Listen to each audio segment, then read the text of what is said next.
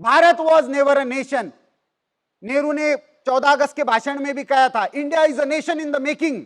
भैया Bharat is a state in the making तो समझ सकता हूं कि नया संविधान बन रहा है, नई राज्य व्यवस्था बन रही है, नेशन इन द मेकिंग कैसे हो सकता है? तो इसलिए राहुल गांधी को भी अचानक सपना पड़ता है कि मेरे नाना ने ही, शायद पर नाना ने ही भारत का इन्वेंशन किया था। भारत एक खोज, एक वास्को द गामा ने भारत को खोजा, फिर नेहरू ने भारत को खोजा। अरे लेकिन भारत था तो पहले से, गुम थोड़ी गया था कहीं। तो India is nation in the making, ये पहला नैरेटिव उन्होंने गढ़ा। फिर क्योंकि ये नेशन इन द मेकिंग है, इसलिए it has no history of its own और no culture.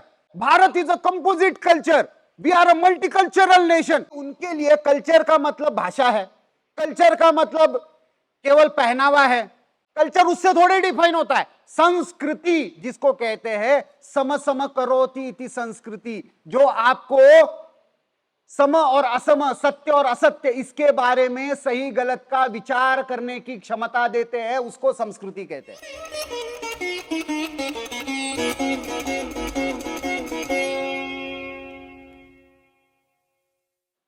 Deconstructing anti Bharat narrative, इस युवा महोत्सव का नाम ही विमर्श है। विमर्श शब्द का प्रयोग तो बहुत बार होता है, लेकिन बहुत बार वो विमर्श होता क्या है ये हमको पता नहीं होता है। इंग्लिश में जिसको नैरेटिव कहते हैं, can somebody help me understanding what is a narrative? Okay, basic understanding that is being built in front of a larger masses, that is a narrative. और कोई एग्जांपल दे सकता है नैरेटिव का? नैरेटिव किसको कहते हैं? चलिए, भारत का सबसे बड़ा नैरेटिव क्या है विश्व को देने के लिए? सबसे बड़ा भारत का नैरेटिव अभी तक क्या रहा है? वसुधैव कुटुंबकम तो अभी सुना G20 में, बहुत बच्चों ने तो सुना भी नहीं था इससे पहले। नहीं, ये लेकिन विश्व में नैरेटिव है क्या?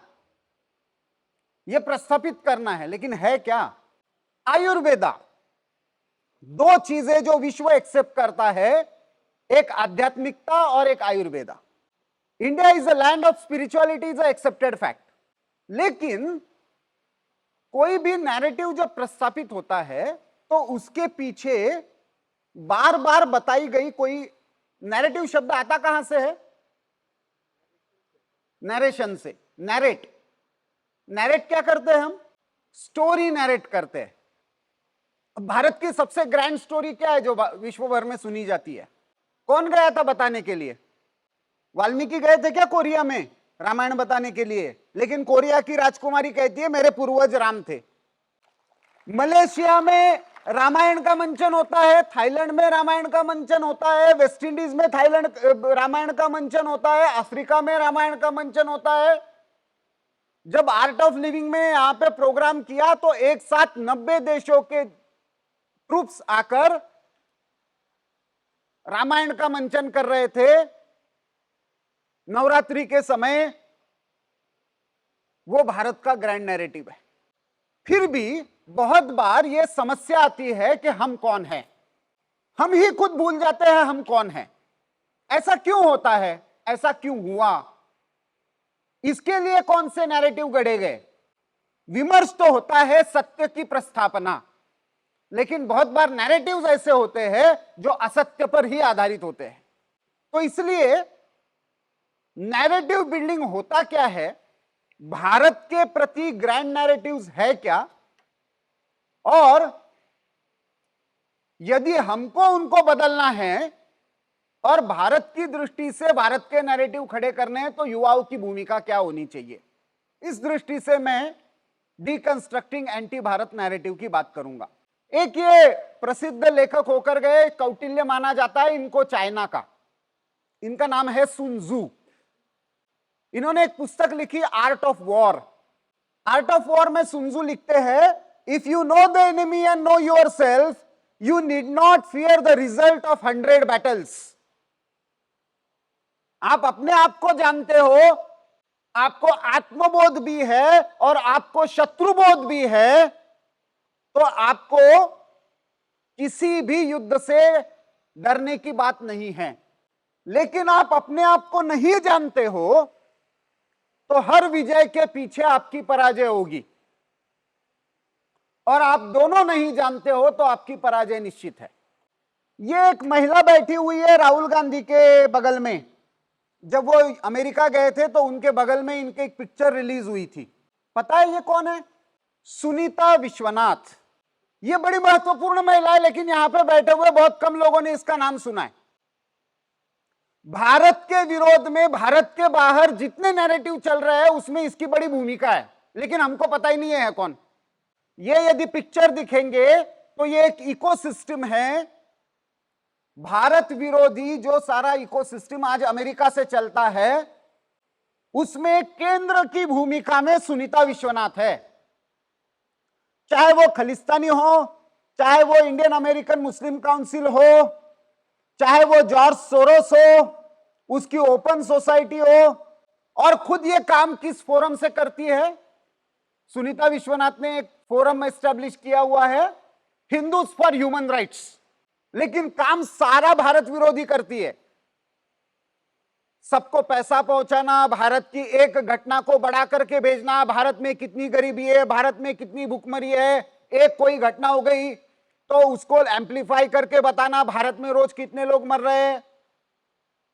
ये इसका बिजनेस है, इसके आधार पर फंड रेजिंग करती है, वहां पे अपना थिंक टैंक चलाती है। अब विश्व में भारत के प्रति यदि सबसे बड़ा ग्रैंड नैरेटिव यदि कोई है जो भारत के बाहर भी है और भारत में भी एक्सेप्टेड है तो ये है, क्या है ये? Aryan invasion theory. आर्य बाहर से आए। मैडम जेएनयू में पढ़ाती है, मैं भी जेएनयू से पढ़ा हुआ हूं।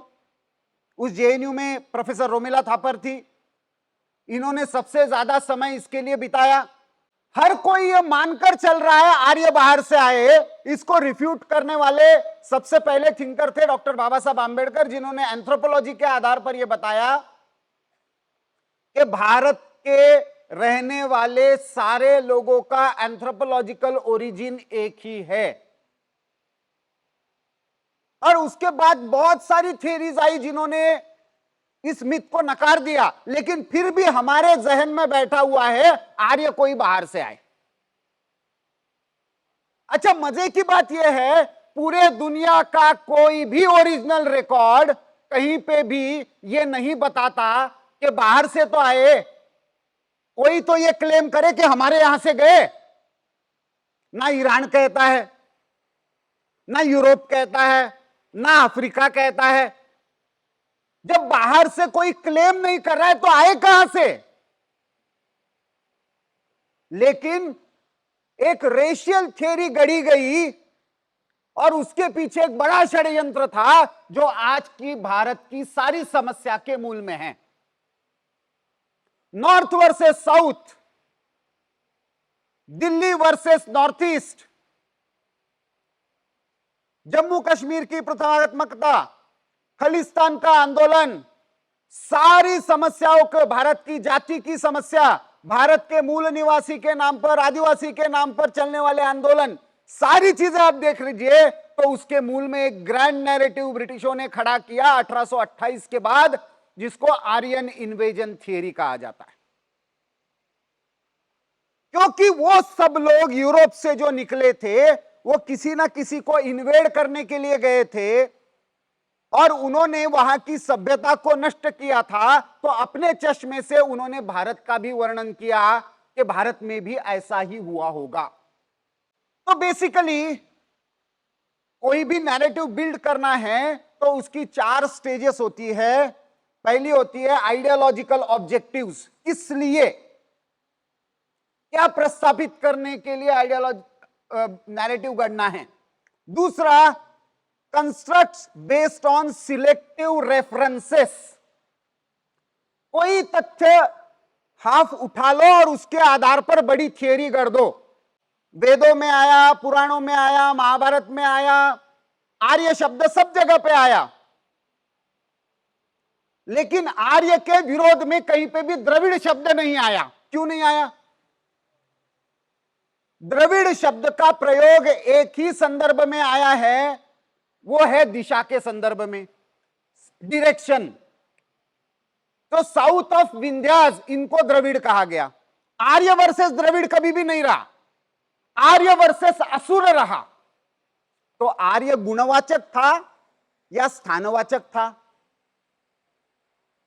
लेकिन फिर भी आर्यन इन्वेजन थियरी, तो इसको इसलिए मैंने कहा कि सिलेक्टिव रेफरेंसिंग, उसके आधार पर एकेडमिक जस्टिफिकेशंस ढूंढना, पीएचडी लिखवाना, बुक्स लिखना, थियरीज गढ़ना, बड़े बड़े इंटेलेक्चुअल से बार बार वही बात कहलवाना, और फिर मीडिया के माध्यम से, फिल्मों के माध्यम से, आर्टिकल्स के माध्यम से, अब यूट्यूब के माध्यम से उसको पॉपुलराइज करना, ये 4 स्टेजेस होती है किसी भी नैरेटिव बिल्डिंग की। अब हमारे यहां पे एक टर्म यूज होती है लेफ्ट लिबरल। भारत के इंटेलेक्चुअल इकोसिस्टम में भारत के प्रति जिन्होंने अभारतीय नैरेटिव गढ़े, मैं शब्द बहुत सोच समझकर यूज करता हूं, पत्रकार हूं, संपादकीय लिखता हूं, एक एक शब्द का महत्व मुझे समझ में आता है। मैंने कहा भारत के अभारतीय नैरेटिव, एंटी भारतीय नहीं कहा मैंने, नॉट एंटी नेशनल, भारत को भारत के बाहर से चश्मे, भारत के बाहर के चश्मे से देखने वालों का एक इंटेलेक्चुअल इकोसिस्टम बना हुआ है। जरूरी नहीं है वो सारे भारत विरोधी है, लेकिन उनका भारत को देखने का चश्मा ये अभारतीय है, नॉन इंडियन है। उस इकोसिस्टम को पॉपुलरली आज कहा जाता है लेफ्ट लिबरल। वैसे तो लेफ्ट कभी लिबरल नहीं होता है और लिबरल लेफ्ट नहीं हो सकता है, लेकिन मूल प्रश्न यह होता है कि क्या यह सही में दोनों एक ही है, और ये दोनों मिलकर भारत विरोधी नैरेटिव का समर्थन क्यों करते हैं, उसमें क्या इंटरेस्ट है, उसके पीछे की वैचारिक प्रेरणा क्या है, तो उसको समझना है तो हमको थोड़ा सा मूल में जाना पड़ेगा। यूरोप ने भारत का कॉलोनाइजेशन किया, उससे पहले भी बहुत सारे आक्रमण हुए, ग्रीकों का हुआ, शकों का हुआ, हुनों का हुआ, अरब आए, तुर्क आए, मंगोल आए, उसके बाद यूरोपियंस आए। लेकिन यूरोप से आने वाला पहला व्यक्ति कौन था भारत में? यूरोपियन कॉलोनाइजेशन के पर्पस से आया हुआ भारत में पहला व्यक्ति कौन था? Vasco the gamma. कहां से आया था? पुर्तगाल से आया था। किस लिए आया था? ट्रेड के लिए आया था। पॉपुलरली यही माना जाता है, नैरेटिव तो यही है, ट्रेड के लिए आया था। क्या वास्को द गामा अकेला ऐसा व्यक्ति था क्या जो यूरोप से निकला था? बहुत ऐसे व्यक्ति थे जो यूरोप से निकले उस समय। क्यों निकले अचानक एक साथ? तो एक ट्रीटी हुई थी जिसको कहा जाता है ट्रीटी ऑफ टॉर्डेसिलस। यूरोप में 2 क्रिश्चियन राजाओं के बीच का संघर्ष था, स्पेन का राजा और पुर्तगाल का राजा। उन संघर्ष के बीच में पोप ने मध्यस्थता की, पृथ्वी को 2 हिस्सों में बांट दिया, पश्चिम का हिस्सा स्पेन को दे दिया, पूरब का हिस्सा पुर्तगाल को दे दिया। उसको कहा जाता है ट्रीटी ऑफ टॉर्डेसिलस। 1494। मैं जो भी बोलूंगा वो रेफरेंस के साथ बोलूंगा, उसका ओरिजिनल सोर्स कहां पे आपको बताऊंगा, आप क्रॉस वेरीफाई कर सकते हैं। अब वास्को द गामा सबसे पहले आया कहां भारत में? गोवा में सबसे अंत में पहुंचे पोर्तुगीज, रहे अंत तक, लेकिन पहुंचे सबसे अंत में। 1552 में गोवा में पहुंचे। वास्को द गामा भारत में जो आया था वो 9 अप्रैल 1498, 9 अप्रैल 1498 को आया था। वो आया था कालीकत में, वहां के राजा के दरबार को 27 अप्रैल को उसने विजिट किया। कौन से राजा के दरबार में आया था? जामोरिन। क्या मतलब होता है जामोरिन का? देखिए, नैरेटिव बिल्डिंग की ये शुरुआत है। जामोरिन का मतलब क्या होता है? कभी मन में प्रश्न नहीं आया कि यार ये जामोरिन के दरबार में कैसे पहुंच गया वास्को द गामा? कैलिकट या कोड़िकोड, मूल मलयालम में जो शब्द है वो कोड़िकोड है। वास्को द गामा ने उसको कैलिकट कहा, कैलिकट कहा, और वहां के राजा को उसने जामोरिन कहा। ऐसा जामोरिन नाम का कोई शब्द भारत की भाषा में होता ही नहीं है। यह पोर्तुगीज अपभ्रंश था। उस राजा को एक पदवी थी, वो पदवी थी सामुद्रिन।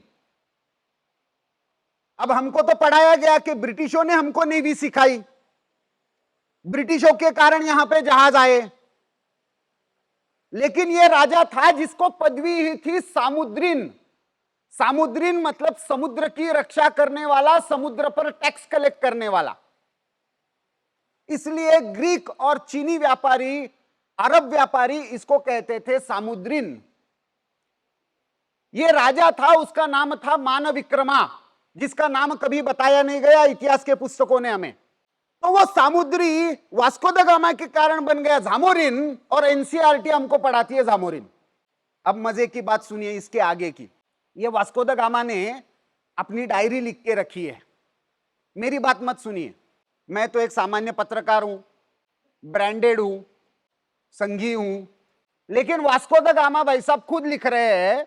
इनकी डायरी का नाम है a journal of the first voyage, मेरी पहली यात्रा का घटनाक्रम। मूल पोर्तुगीज में था, ये इंग्लिश में अभी उपलब्ध है, ऑनलाइन भी उपलब्ध है। और इसने मैं क्यों निकला और मैं कहां कहां गया इसका पूरा वर्णन किया हुआ है। तो ये वास्को द गामा लिखता है कि मैं पोप के कहने पर, मेरे राजा ने दिए हुए आदेश के कारण, एक क्रिश्चियन राजा की खोज में भारत के लिए निकला। हमको पढ़ाया क्या जाता है, ट्रेड के लिए आया। वो ट्रेड के लिए बाद में आया, गलती से उसको तो यहां पे काली मिर्च मिल गई, लेकिन उसका मूल उद्देश्य क्या था। और फिर से मैं कह रहा हूं, ये मैं नहीं बोल रहा हूं, ये चैप्टर है वास्को द गामा के बुक का, जिसका नाम है प्रेस्टन जॉन। वो जो जामोरिन लिख रहा है, उस जामोरिन राजा का नाम वो समझ रहा है प्रेस्टन जॉन है। और जीसस का मैसेज आगे बढ़ाने के लिए ये मुझे मदद करेगा, इसलिए वास्को द गामा आ रहा है।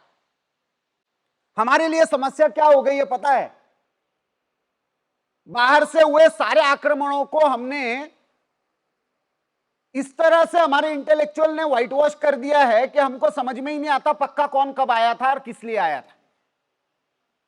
जैसे ब्रॉडली यूज किया जाता है मुस्लिम इन्वेजन। भैया भारत के मुसलमानों ने भारत को कब इन्वेड किया था? भारत में आने वाले सबसे पहले जो मुस्लिम थे वो तो अरब थे, फिर तुर्क थे, फिर अफगान थे, फिर मंगोल थे।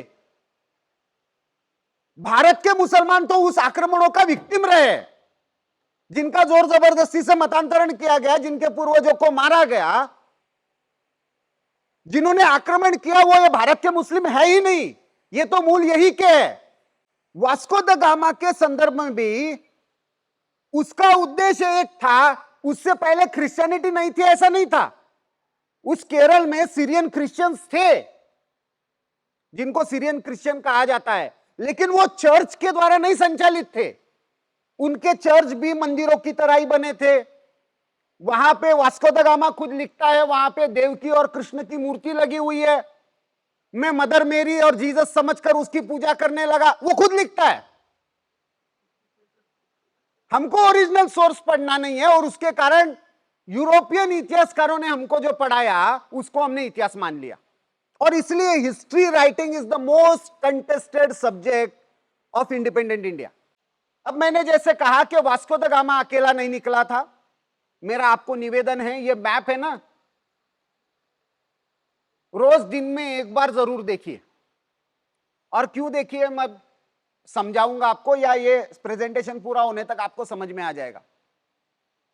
कोलंबस निकला, ब्रेक निकला, व्हाइट निकला, अलग अलग लोग अलग अलग समय पर 1494 से लेकर, ट्रीटी ऑफ टॉर्डेसिलिस से लेकर 1506 तक, उन 12 वर्षों में यूरोप से पोप का आदेश लेकर अलग अलग समय पर अलग अलग लोग निकले। और आप यदि इतिहास देखेंगे तो कोलंबस पहुंचा था 1496 में अमेरिका में। उसके बाद आप लैटिन अमेरिका, अफ्रीका, ऑस्ट्रेलिया, सारे खंडों का अध्ययन कर लीजिए, कौन कब पहुंचा और उन्होंने वहां की जनता के साथ, वहां के जो मूल निवासी थे उनके साथ क्या किया।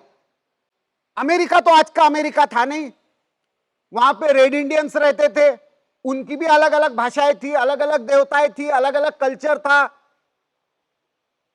लेकिन अगले 30 वर्ष में कोलंबस के नेतृत्व में आए हुए यूरोपियंस ने पूरी तरह से वहां की सभ्यता को नष्ट कर दिया। 1576 1576 आते आते अमेरिका की ओरिजिनल सिविलाइजेशन समाप्त हो गई। वॉशिंगटन, जेफरसन, जिनके नाम पर हमको सारा मॉडर्न लॉ पढ़ाया जाता है, कॉन्स्टिट्यूशनलिज्म पढ़ाया जाता है, फ्रीडम पढ़ाया जाता है, लिबर्टी, चॉइस, ये सारी कंसेप्ट पढ़ाई जाती है। उन रेड इंडियन से पूछिए कि ये कितने रेसिस्ट लोग थे और इन्होंने हमारे कितने लोगों की हत्या की, और इतने लोगों की हत्या की कि अब जब कनाडा में एक वहां के रेसिडेंशियल स्कूल, जिसको मिशनरी स्कूल या कॉन्वेंट जिसको कहा जाता है, उस कॉन्वेंट स्कूल के पीछे जब खुदाई हो रही थी तो 1200 बच्चों के शव निकले। पोप को वहां जाकर माफी मांगनी पड़ी। ये अभी 6 महीने पहले की घटना है। शव मतलब वो जो भी हड्डियां बची थी, लेकिन बच्चों की थी, यह प्रूव हुआ क्योंकि उन्होंने मतांतरण स्वीकार नहीं किया, इसलिए उनकी हत्या हुई थी। यह बहुत दर्दनाक इतिहास है। उसको व्हाइट वॉश करने के लिए उन्होंने आर्यन इन्वेजन थियरी गढ़ी कि जैसे हम बाहर से आए, जैसे मोगल बाहर से आए, जैसे अरब बाहर से आए, जैसे तुर्क बाहर से आए, यहां के द्रविड़ और आदिवासी छोड़कर तो बाकी सब बाहर के ही है। आपका इतिहास है कहां? आप एक कब थे? आपका राष्ट्र कब था? और यह क्यों किया? क्योंकि मैंने जैसे कहा, वास्को द गामा 1498 में आया। 1498 में ही 27 सितंबर को मानविक्रमा ने उसको हराया था। यह भी हम लोगों को पता नहीं है, लेकिन वास्को द गामा खुद लिखता है। मैं टैक्स चुरा कर भागा था, यह भी लिखता है। उस कालीकत के राजा से लड़ने के लिए वास्को द गामा जब दूसरी वोएज करता है, सेकंड ट्रिप करता है 1502 में, तो वो गैब्रियल नाम के एक पादरी को लेकर आता है, बहुत हथियारों के साथ लेकर आता है। कोची के राजा के साथ पहले दोस्ती बढ़ाता है और फिर कालीकत के राजा के साथ युद्ध करता है। लेकिन वहां से लेकर 1555 तक बार बार पोर्तुगीज हारते हैं। रानी अबक्का थी मैंगलोर की, उल्लाल उसकी राजधानी थी। उसने वास्को द गामा को, पोर्तुगीजों को हराया था। वास्को द गामा तो मर गया था तब तक, लेकिन उसने पोर्तुगीजों को हराया। वसई में पोर्तुगीज हारे मराठों से, और अंततः 1556 आते आते गोवा में आकर सिमट गए। उसके बाद डच आए, फिर फ्रेंच आए, और फिर 1661 में ब्रिटिश आए। तब तक पोर्तुगीजों ने बहुत अत्याचार, जैसे अमेरिका में हुआ था, जैसे लैटिन अमेरिका में हुआ था, जैसे अफ्रीका में हुआ था, ऑस्ट्रेलिया के ओरिजिनल वहां के लोगों के साथ हुआ था, वैसे ही भारत में भी करने का प्रयास किया था, लेकिन वो यशस्वी नहीं हुए थे। यूरोप में एक बहुत खराब प्रथा थी जिसके खिलाफ पूरा फेमिनिज्म खड़ा रहा। फेमिनिज्म का इतिहास पढ़ना है तो यूरोप में फेमिनिज्म का इतिहास पढ़िए, क्योंकि विच हंट, ये जो प्रथा थी, डायन की हत्या, इस नाम पर 30 लाख महिलाओं को जिंदा जलाने का काम यूरोप में हुआ था। सारा फेमिनिज्म है वो चर्च की उस प्रथा के विरोध में खड़ा हुआ। और वैसे ही प्रयोग उन्होंने गोवा में भी किए। गोवन इंक्विजिशन नाम से यूट्यूब पर एक सीरीज उपलब्ध है, वो जरूर देखिए। Goan inquisition, Portuguese inquisition of Goa. तो वैसे ही अनन्वित अत्याचार करने का प्रयास हुआ। जैसा पूरे विश्व में उन्होंने प्रयोग किए वैसे ही भारत में किए। 1661 में ब्रिटिश आए। अच्छा, इससे पहले हमको क्या बताया गया, इतिहास ने हमको क्या बताया? आज भी कुछ राजनेता कहते हैं 1947 से पहले भारत था ही नहीं, there was no idea of India. अरे कोई कॉमन सेंस की बात मुझे बताए। मैगस्थेनिस आता है 2nd सेंचुरी बीसी में, भारत के ऊपर वो पुस्तक लिखता है, उस पुस्तक का नाम लिखता है इंडिका। क्यों लिखता है भाई, जब इंडिया था ही नहीं? वो छोड़ दीजिए। 1498 में वास्को द गामा आता है, 1661 में ब्रिटिश आते हैं। इन दोनों को क्या सपना पड़ा था क्या? उन्होंने अपने कंपनी को नाम ईस्ट बंगाल कंपनी क्यों नहीं दिया?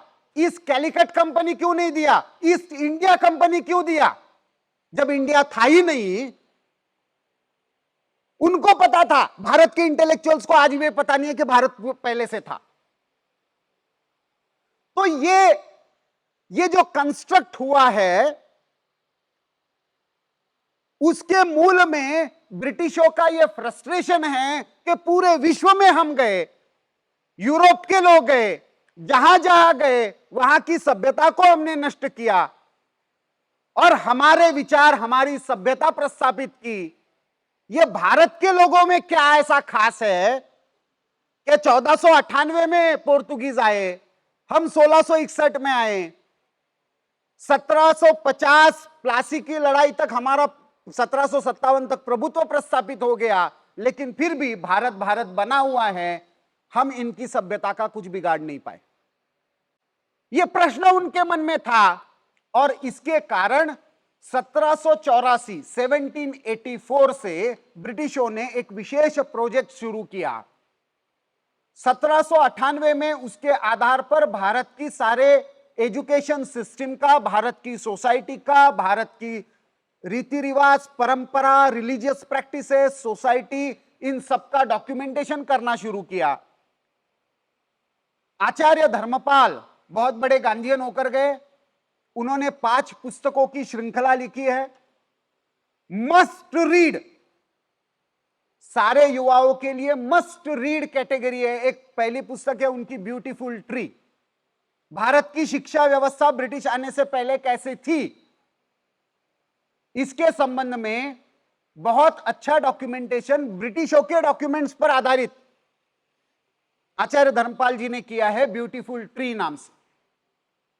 Science and technology in 18th century India, यह उनकी दूसरी पुस्तक है।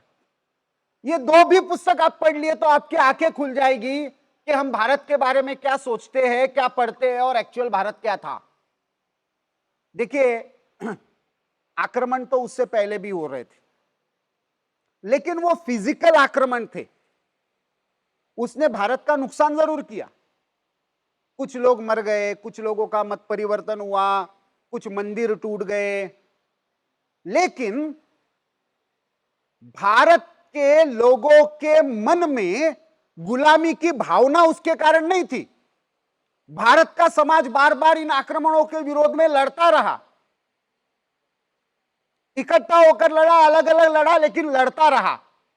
अपने इतिहास का, अपने राष्ट्र का, अपने संस्कृति का उसको भान था।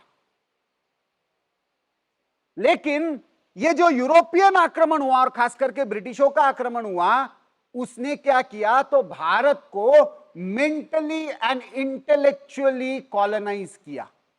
मानसिक और बौद्धिक दृष्टि से भारत के लिखे पढ़े लोगों को गुलाम बनाया। सिंपल सी बात बताए, देखिए, हम आज ऐसे बैठे हैं, आप सामने की तरफ कुर्सियां डालकर बैठे हो, एक दूसरे को पीठ दिखाते हुए। मैं सामने डेस्क के सामने खड़ा होकर भाषण दे रहा हूं। ये कहां से आया पता है आपको? ये सीटिंग अरेंजमेंट कहां से आई? पुराने भारत के चित्र कहीं पे भी देख लीजिए, चाहे मंदिरों के हो, चाहे गुरुकुलों के हो, चाहे किसी भी सभा के हो, सभा के मैं कह रहा हूं, जो डेमोक्रेटिक इंस्टीट्यूशंस है उनके भी, तो आपको दिखेगा भारत में कहीं पे भी बैठने की पद्धति ये चक्राकार है, राउंड सर्कुलर शेप में है, एक दूसरे का चेहरा दिखना चाहिए, किसी को किसी की पीठ नहीं दिखनी चाहिए। यह पद्धति कहां से आई? फिर कौन करता है ऐसे? तो आप देखेंगे तो जो चर्च की जो सिटिंग अरेंजमेंट थी वो क्लासरूम बन गई, और जो क्लासरूम में पढ़ाने वाला है, जो बाइबल का इंटरप्रिटेशन करता था, जिसको प्रोफेसर कहते थे क्योंकि वो प्रोफेस करता है, रिलीजन को इंटरप्रीट प्रोफेस करने वाला। तो मैडम प्लीज, मैं प्रोफेसर नहीं हूं,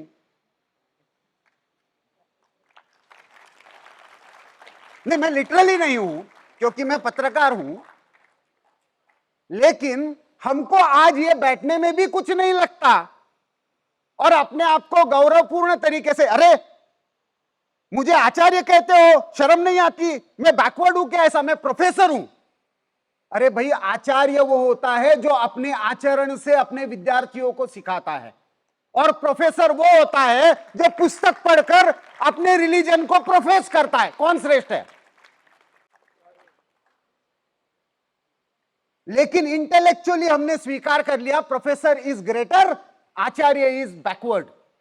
यह मानसिक गुलामी की भावना ब्रिटिश शिक्षा व्यवस्था ने प्रस्थापित की। नेक्स्ट, और उसके कारण कुछ मूल्यों के आधार पर, इंडिविजुअलिज्म, सेक्युलरिज्म, साइंटिफिसिज्म, इसके आधार पर उन्होंने अपने कुछ मूल्य, एंटी कैथोलिक मूवमेंट, प्रोटेस्टेंटिज्म नाम का एक अलग से, क्रिश्चियनिटी के अंदर ही चर्च के विरोध में एक आंदोलन खड़ा रहा। मैं बहुत ज्यादा डिटेल में अभी जाने का समय नहीं है। नेक्स्ट, ये ट्रीटी ऑफ 1648 में ये ट्रीटी हुई थी, जिसको ट्रीटी ऑफ वेस्टफेलिया कहते हैं, जिसके आधार पर यूरोप में नेशन स्टेट सिस्टम आई, राष्ट्र राज्य की व्यवस्था आई। नेशन स्टेट है तो उसके दो आधार होंगे, एक भाषा होगा और एक धर्म होगा। अब भारत में उनको समस्या यह थी कि एक असमी बोलने वाला, एक तमिल बोलने वाला, एक मराठी बोलने वाला, एक हिंदी, उर्दू, पंजाबी और कोई भाषाएं बोलने वाला, लेकिन उसके लिए भारत भारत है, उसके लिए गंगा गंगा है, उसके लिए हिमालय हिमालय है, हिमालय से हिंद महासागर तक भारत एक है, ऐसा वो मानता है। ब्रिटेन में तो वैसा नहीं था। मैं इंग्लिश बोलता हूं, मैं प्रोटेस्टेंट हूं, इसलिए मैं ब्रिटिश हूं। मैं जर्मन बोलता हूं, मैं कैथोलिक हूं, इसलिए मैं जर्मन हूं। तो राष्ट्र राज्य की संकल्पना ही भाषा और उपासना पद्धति के आधार पर थी। भारत में इतनी भाषाएं बोलने वाले और इतने सारे भगवानों को मानने वाले लोग एक राष्ट्र कैसे हो सकते हैं? यह ब्रिटिशों को प्रश्न पड़ना स्वाभाविक था, और इसीलिए उन्होंने भारत का इस वेस्टफेलिया की ट्रीटी के आधार पर इंटरप्रिटेशन करना शुरू किया। उसी के आधार पर एडम स्मिथ इकोनॉमिक्स में मर्केंटलिज्म लेकर आया, individualism and mercantilism. Next, Darwin, जिसके आधार पर अभी ये एनसीईआरटी के बुक्स में सारी कंट्रोवर्सी हो रही है, इसने एक theory the, survival of the fittest. किसी को हस्तक्षेप करने की आवश्यकता नहीं, किसी को मदद करने की जरूरत नहीं है राज्य को, हर व्यक्ति अपना अपना भला देख लेगा। क्यों? क्योंकि प्रकृति का नियम है सर्वाइवल ऑफ द फिटेस्ट। जो योग्य है वो जिएगा, जो अयोग्य है वो समाप्त हो जाएगा, ये प्रकृति का नियम है। तो फिर आरक्षण की क्या आवश्यकता है? स्वास्थ्य के सेवाओं की क्या आवश्यकता है? फ्री में, ये मैं नहीं कह रहा हूं, ये डार्विन का एक थियरी है। भारत ने तो कभी ऐसे नहीं माना। भारत ने तो हमेशा यही माना कि जो कमजोर है उसको ज्यादा मिलना चाहिए। मां भी, बच्चे उसके लिए सारे समान होते हैं, लेकिन जो थोड़ा सा पिछड़ता है उसको ज्यादा खाना खिलाती है। क्यों? क्योंकि उसको पता है इसकी आवश्यकता ज्यादा है। अपनत्व का भाव है तो वो आता ही नहीं है, लेकिन डार्विन के लिए वो नहीं था। डार्विन जानवरों के सिद्धांत समाज को लगा रहा था, क्योंकि वो बायोलॉजिस्ट था। और इसी से फिर पॉलिटिकल थियरी आई सोशल कॉन्ट्रैक्ट की। ह्यूमन रिलेशनशिप क्या है? कॉन्ट्रैक्ट है। पति पत्नी का संबंध क्या है? कॉन्ट्रैक्ट है। टीचर स्टूडेंट का संबंध क्या है? कॉन्ट्रैक्ट है। तो ये कॉन्ट्रैक्चुअल रिलेशनशिप सारे रिलेशनशिप को डिफाइन करने लगा। कानून के आधार पर सारे नियम डिसाइड होने लगे, और इसके आधार पर यह आधुनिक राज्य व्यवस्था आई। नेक्स्ट, इसके संदर्भ में और एक महत्वपूर्ण पुस्तक है, ये सबको आपको पढ़नी चाहिए। मैक्स वेबर, ये जर्मन थिंकर होकर गया, इसने पुस्तक लिखी the Protestant ethics and the spirit of capitalism.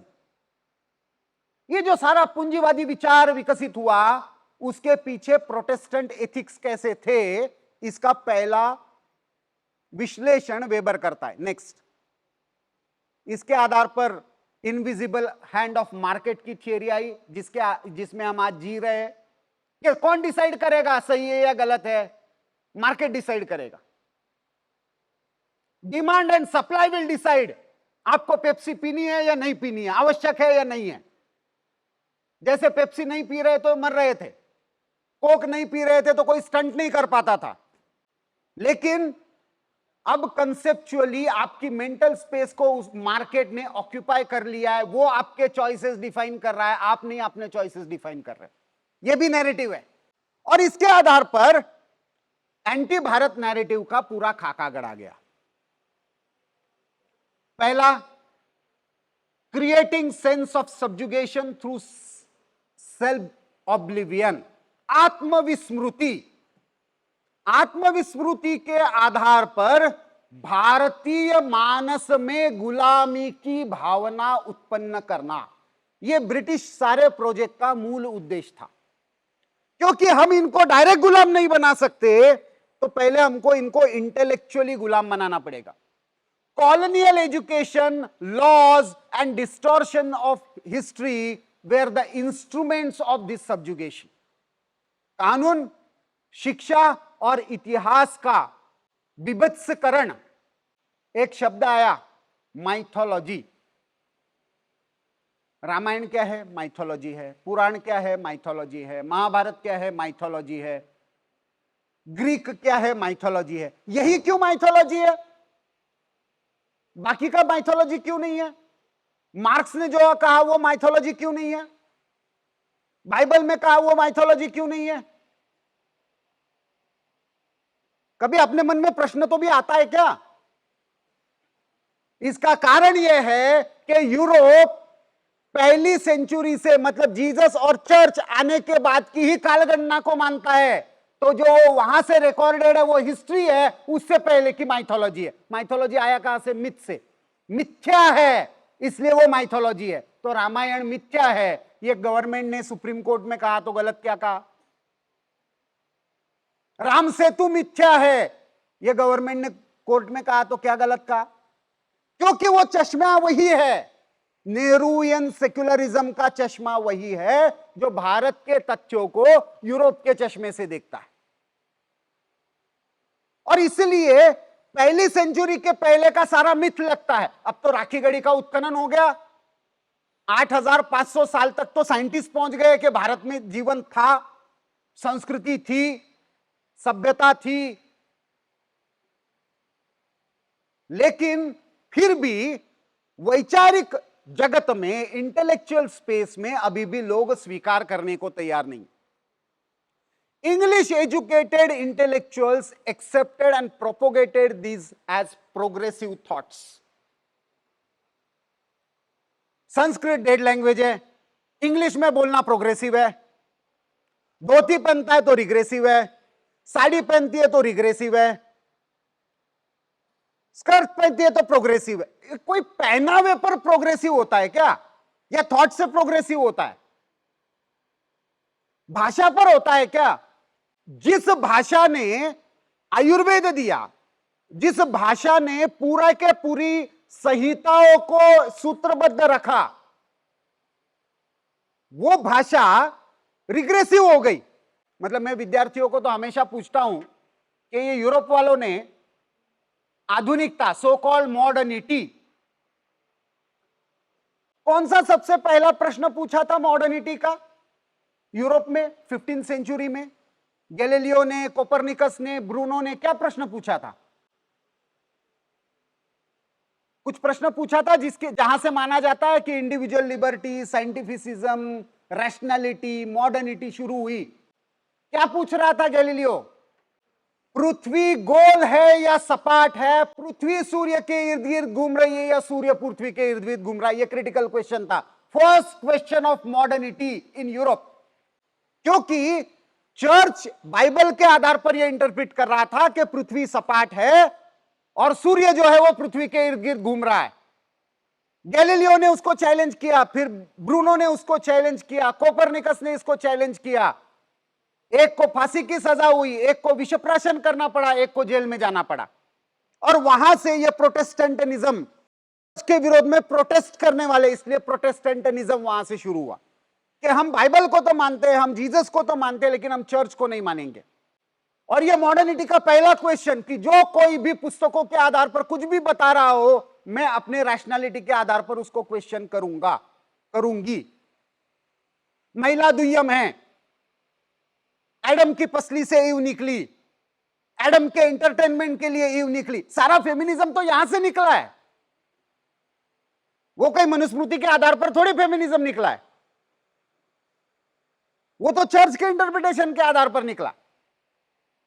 तो पहला क्वेश्चन था पृथ्वी सपाट है या गोल है। अब मुझे ये बताइए, आपने तो जोर से कहा था हिंदी, आप लोगों ने भी ज्योग्राफी पढ़ी है स्कूल में, उस ज्योग्राफी को हिंदी में क्या कहते हैं? भूगोल। भारत के सारे भाषाओं में पिछले 3000 वर्षों से भूगोल ही है। आर्यभट्ट ने उसको सूत्रबद्ध किया। भूगोल और खगोल ये सारे भारतीय भाषाओं में कॉमन शब्द है, जिसके लिए यूरोप अभी लड़ रहा था 15वीं 16वीं शताब्दी में कि पृथ्वी गोल है या सपाट है। वो हम 3000 वर्षों से मैथमेटिकल कैलकुलेशन के आधार पर डॉक्यूमेंट कर चुके संस्कृत में, वो संस्कृत बैकवर्ड हो गई, इंग्लिश फॉरवर्ड हो गई। तो हमको मॉडर्निटी के बारे में सोचते हुए हमेशा अपने आप को यह प्रश्न करना पड़ेगा कि हमको गैलीलियो की मॉडर्निटी को फॉलो करना है, न्यूटन की मॉडर्निटी को फॉलो करना है, या आर्यभट्ट और रामानुजाचार्य की मॉडर्निटी को फॉलो करना है। उनको तो हमारे मन मस्तिष्क से पूरी तरह से इस तरह से हटा दिया कि यह कोई पढ़ने वाली चीज है। प्रोग्रेस तो इससे होती है। तो इसके आधार पर भारत के बारे में कुछ मिथ गढ़े गए।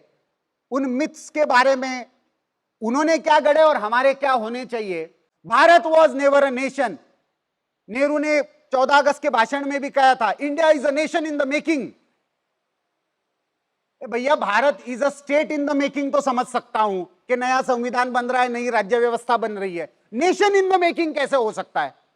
तो इसलिए राहुल गांधी को भी अचानक सपना पड़ता है कि मेरे नाना ने ही, शायद पर नाना ने ही भारत का इन्वेंशन किया था। भारत एक खोज, एक वास्को द गामा ने भारत को खोजा, फिर नेहरू ने भारत को खोजा। अरे लेकिन भारत था तो पहले से, गुम थोड़ी गया था कहीं। तो India is nation in the making, ये पहला नैरेटिव उन्होंने गढ़ा। फिर क्योंकि ये नेशन इन द मेकिंग है, इसलिए it has no history of its own और नो कल्चर। 1853 में मार्क्स लिखता है, India has no history of its own, it is just a history of invasions, plunders and loots. तो उससे पहले इतना सभ्यता का जो जीवन था, मोहनजोदड़ो का हो, वहां से लेकर रामायण महाभारत कालीन हो, पुराण कालीन सारे ज्योग्राफिकल रेफरेंसेस मिलते, वहां से लेकर विजयनगर के साम्राज्य तक हो, वो क्या था। लेकिन हमको ये हमारे सबकॉन्शियस में ये बिठाया गया, आपकी तो कोई हिस्ट्री नहीं है, आपको तो कोई कल्चर ही नहीं है। आप जींस पहन के पैंट शर्ट, मतलब मेरा ऑप्शन नहीं, मैं भी जींस पहनता हूं, लेकिन वो पहनते हो तो आप मॉडर्न हो, ये प्रॉब्लमेटिक है। तो ये दूसरा मिथ गढ़ा गया। फिर तीसरा मिथ गढ़ा, Bharat is a composite culture, we are a multicultural nation, we have diverse cultures. ए भैया, कल्चर्स कैसे डाइवर्स होता है? क्योंकि उनके लिए कल्चर का मतलब भाषा है, कल्चर का मतलब केवल पहनावा है। तो आप लुंगी पहनते हो तो आपका कल्चर अलग है, आप धोती पहनते हो तो आपका कल्चर अलग है, आप जींस पहनते हो तो आप, कल्चर उससे थोड़े डिफाइन होता है। संस्कृति जिसको कहते हैं, सम सम करोति इति संस्कृति, जो आपको सम और असम, सत्य और असत्य, इसके बारे में सही गलत का विचार करने की क्षमता देते हैं, उसको संस्कृति कहते हैं। तो कल्चर आपके पहनावे पर नहीं होता है, आपके पहनावे के, आपके आचार विचार के पीछे का जो थॉट है उसके आधार पर आपकी संस्कृति होती है। क्या भारत में भूमि के प्रति आधार एक ही है? क्या भारत की प्रकृति को देखने की दृष्टि एक ही है? क्या भारत की रिलीजन को देखने की दृष्टि एक ही है?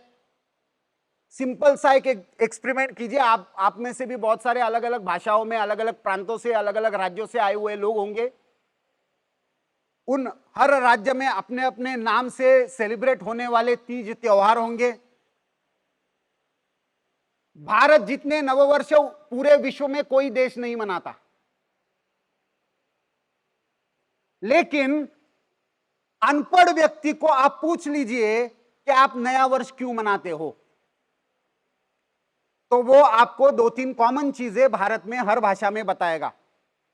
तमिलनाडु में पूछ लीजिए पोंगल क्यों मनाते हो, असम में पूछ लीजिए बिहू क्यों मनाते हो, पंजाब में पूछ लीजिए बैसाखी क्यों मनाते हो, वो आपको उत्तर एक ही देगा कि भाई सूर्य का एक चक्र पूर्ण हुआ, सृष्टि की शुरुआत इसी समय से हुई थी, ऐसी हमारी मान्यता है, हमारा खेत खलियान का नया सीजन शुरू हो रहा है, पहला हल चलाने से पहले हम इसको चलाते। दिवाली क्यों मनाते हो भाई?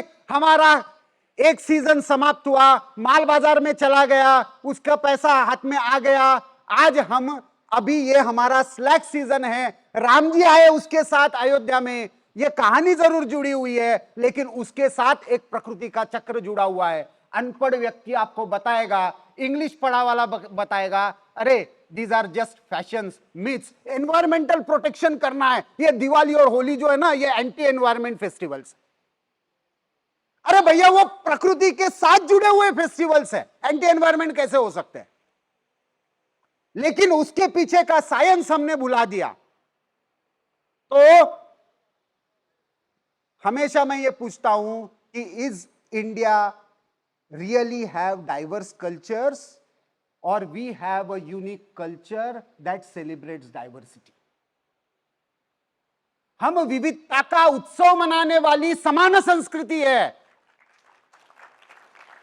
हमारे लिए गंगा गंगा है, इसलिए तमिलनाडु का व्यक्ति भी काशी पहुंचकर हर हर गंगे करता है, और रामेश्वरम जो तमिलनाडु में है उसका हर पीढ़ी दर पीढ़ी जाने वाला पुजारी जो है वो उत्तराखंड से जाता है। और फिर भी आप कहते हो आप राष्ट्र का हो। अरे राजा अलग अलग रहे होंगे, भाषाएं अलग अलग रही होंगी, लेकिन इसका मतलब यह थोड़ी है कि हमारी राष्ट्र की संकल्पना एक नहीं थी।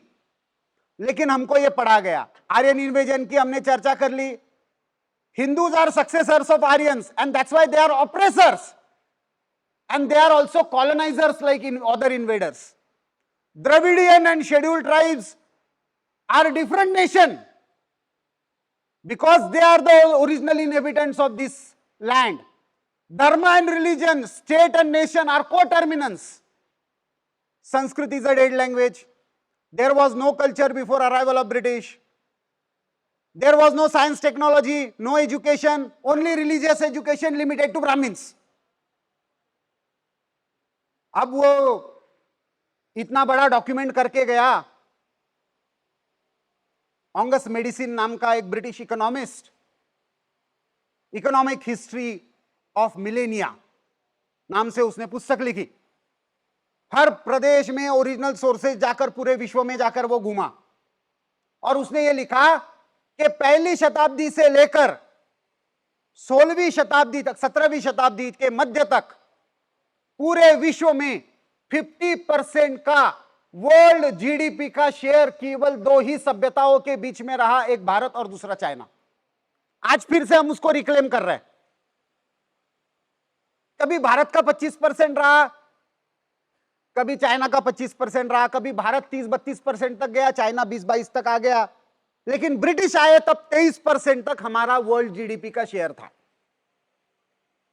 अब मुझे कोई समझदार आदमी, अच्छा मैं फिर से कह रहा हूं, ये ऑंगस मेडिसिन लिखता है, ब्रिटिश इकोनॉमिस्ट है, डॉक्यूमेंटेड हिस्ट्री के आधार पर, प्राइमरी सोर्सेस के आधार पर लिखता है।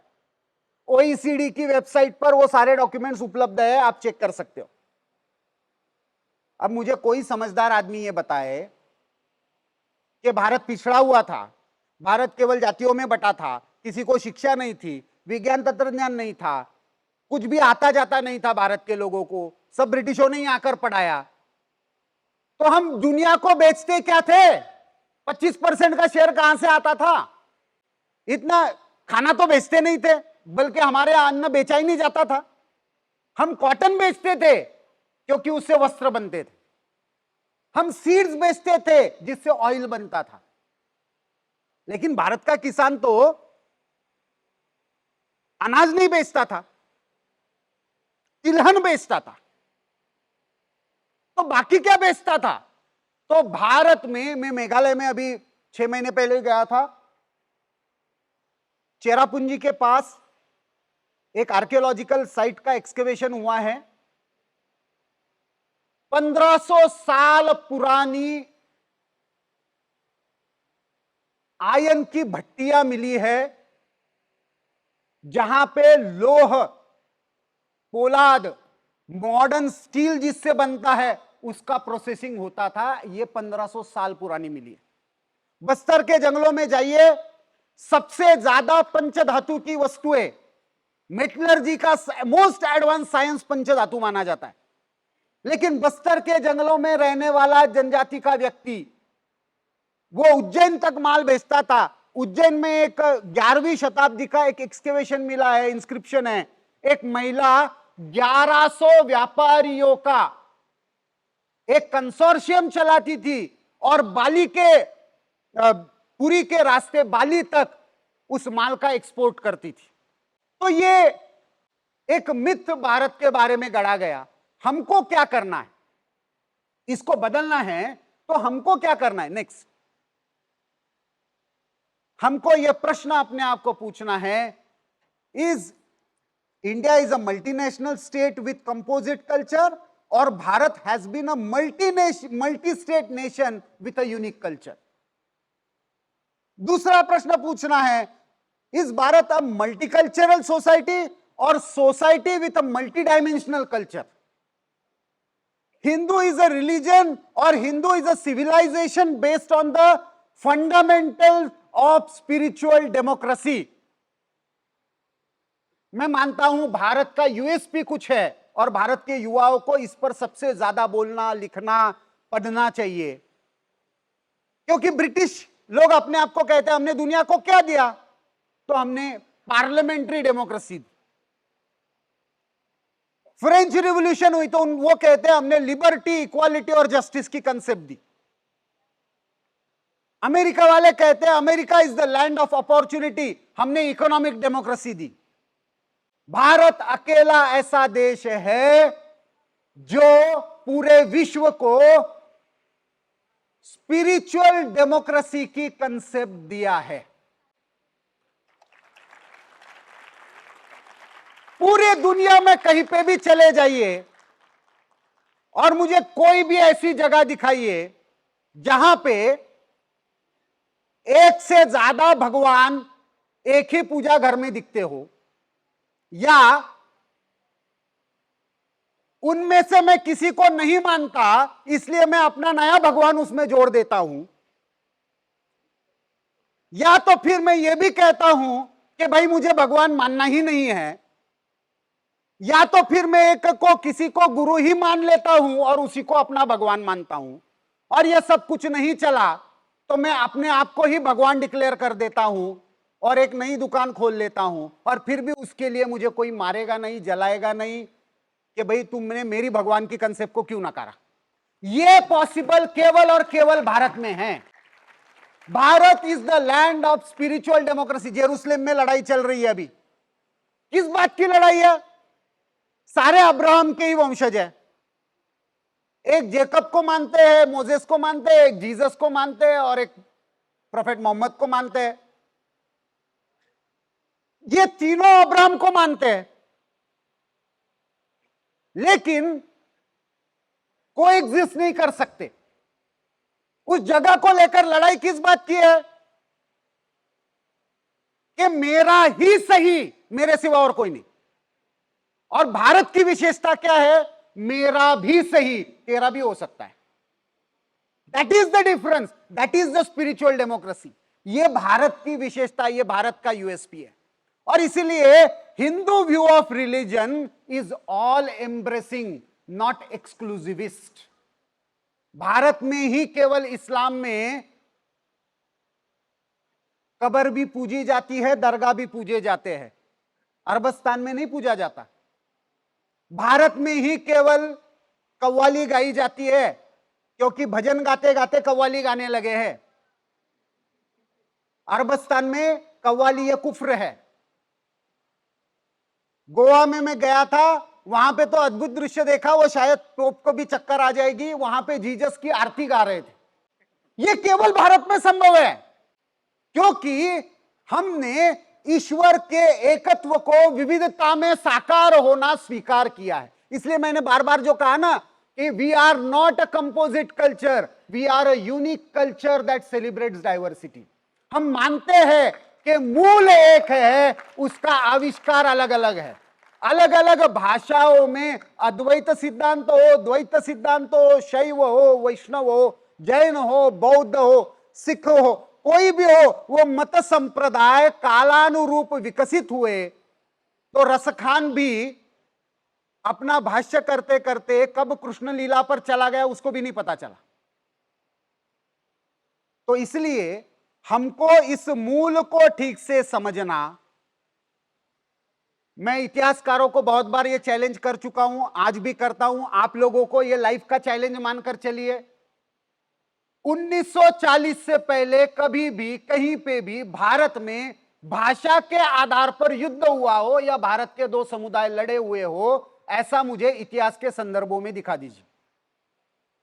It was a complete British creation, linguistic identity. बल्कि मैं अभी छत्रपति शिवाजी महाराज के 350 वर्ष राज्याभिषेक के पूर्ण हुए, तो उन्होंने एक राज्याभिषेक राज्य व्यवहार कोश बनाया। क्या होता है राज्य व्यवहार कोश?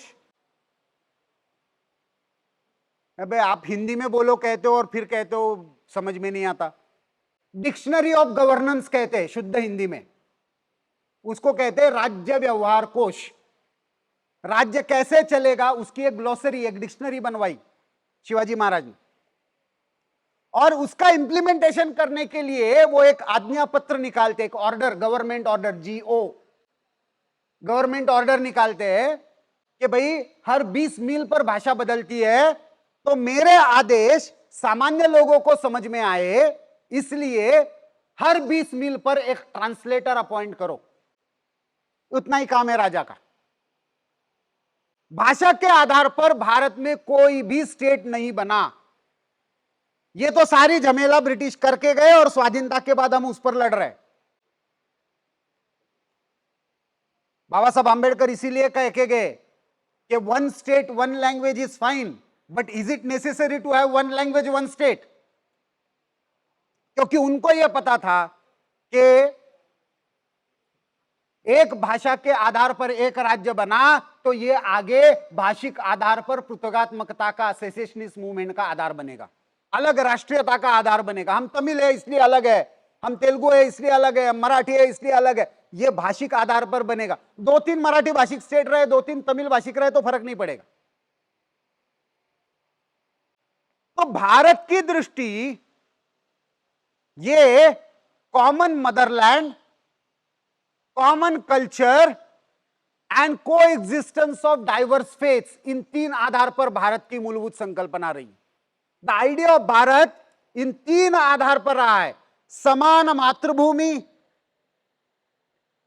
समान संस्कृति और विविधता का व्यवहार रहते हुए भी एकत्व की भावना। यह भारतीयता के मूल सूत्र रहे हैं। ब्रिटिशों ने इसको रिवर्स कर दिया। We were decentralise state with unified राष्ट्र, British created the centralise state with divided nation with European paradigm. हमको करना यह है कि हमको Eurocentric thinkers, ideologies, think tanks, इन्होंने ये कॉलोनियल मिथ्स जो स्वाधीन भारत में परपेचुएट किए हैं, इनको रिवर्स करना है। ये चैलेंज है। आक्रमण केवल फिजिकल नहीं है, इंटेलेक्चुअल है, आर्टिस्टिक है, सिस्टमिक है। इसके लिए हमको research and referencing, original sources पर जाना।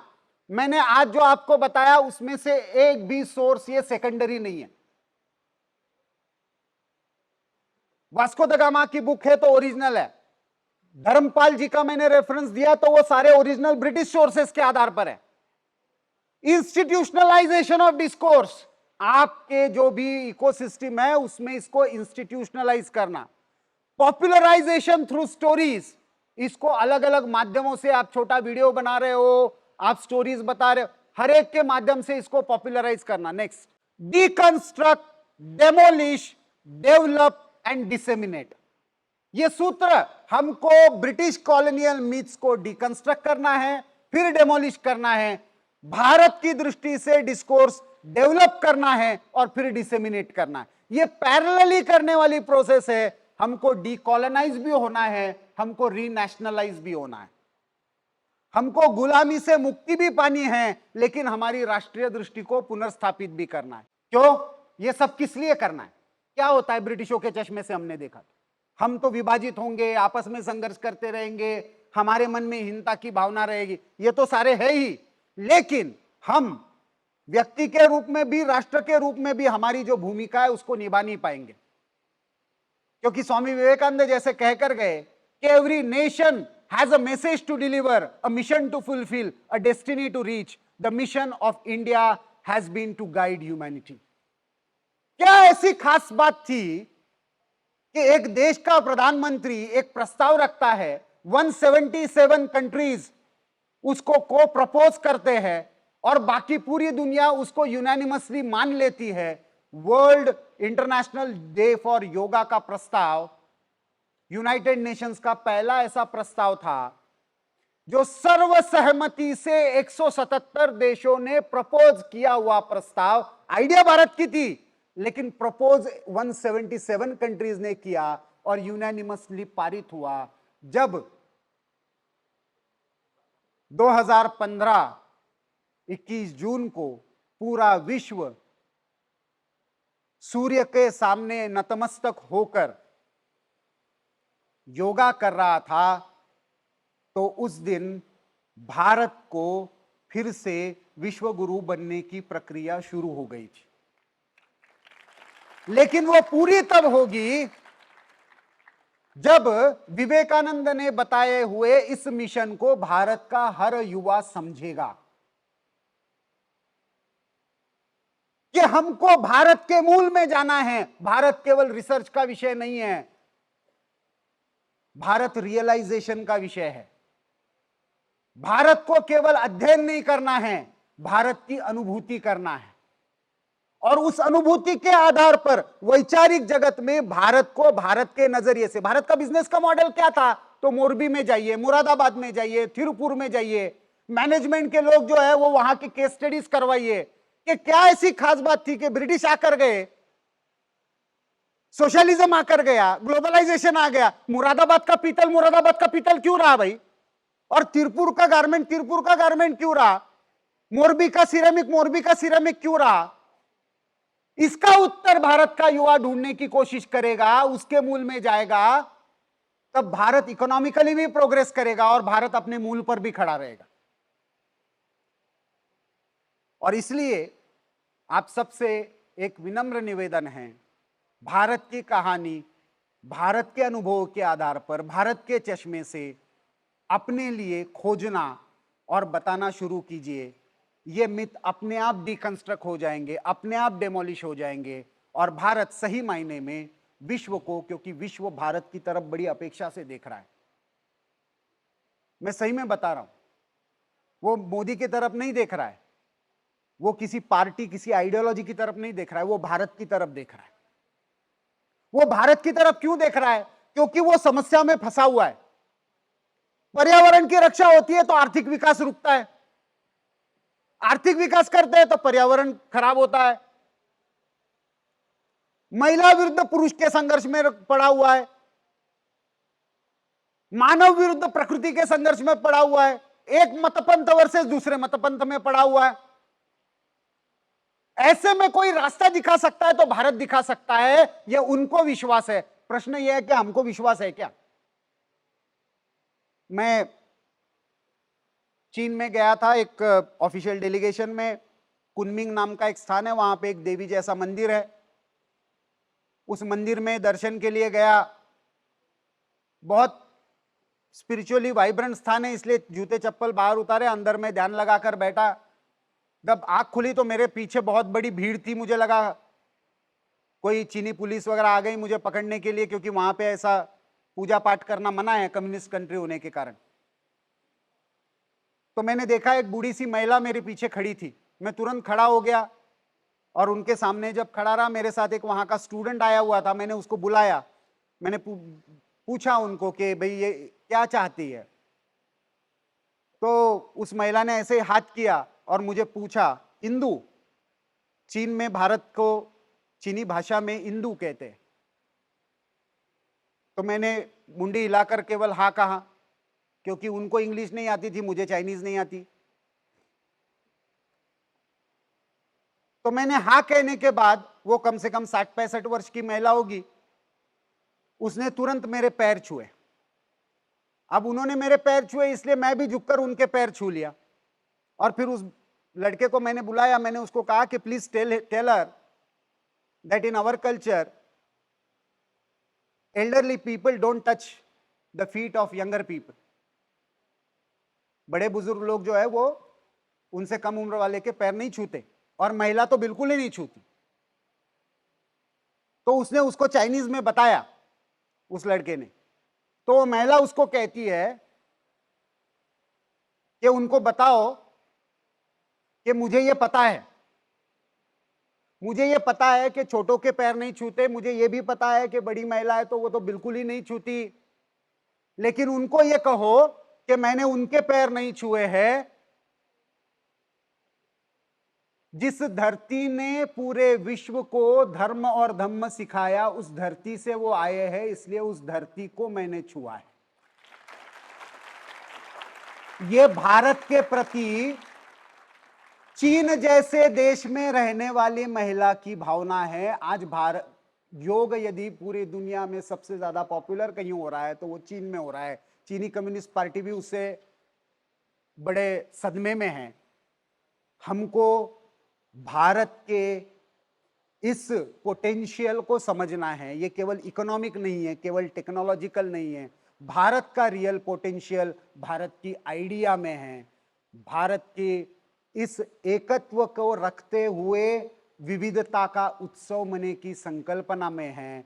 हम अपने अपने विषय में इसके मूल स्रोतों का अध्ययन करके, शोध करके भारत को भारत के तरह से पुनः प्रस्थापित करने का प्रयास करेंगे। युवा जैसा महोत्सव उसमें एक योगदान देगा, ऐसा विश्वास व्यक्त करता हूं और अपनी वाणी को विराम देता हूं। धन्यवाद।